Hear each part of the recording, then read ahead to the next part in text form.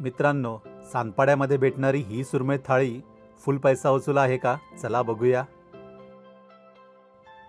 तर 10 दिवस 10 थाळी या सिरीजमध्ये आज आपण आलेलो आहोत सानपाड्याच्या रत्न कोकण या हॉटेलमध्ये आणि इथे आपण ट्राय करणार आहोत फिश थाळी.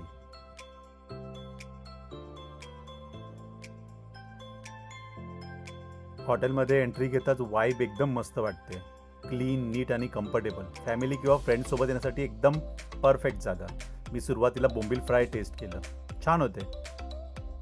आणि ही आहे आपली सुरमई थाळी. सुरमई फ्राय, भाकरी सोबत कोलंबीची ग्रेव्ही, सोलकढी आणि बिर्याणी राईस.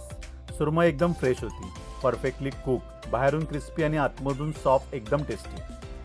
पण आता थोडंसं हॉनेस्ट बोलायचं झालं, सोबत जी कोलंबीची ग्रेव्ही दिलेली ना, त्यात कोलंबीचे पीसेस बरेच कमी होते आणि टेस्ट पण एव्हरेज वाटली.